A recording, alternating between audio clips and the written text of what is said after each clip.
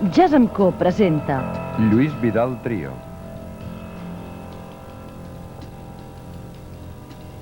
Aquest pianista català s'ha passejat pel quadrat d'or del jazz per escoltar-hi els millors mestres i n'ha tret el desig de poder-hi deixar la seva empremta. I en això el trobem, capficat per la qualitat del seu discurs. Color, harmonia, forma i ritme són components que dosifica amb mesura. I en la seva paleta guarda les tonalitats que més tard farà servir per retocar un acord que vol més ple o una nota que afegirà a les altres.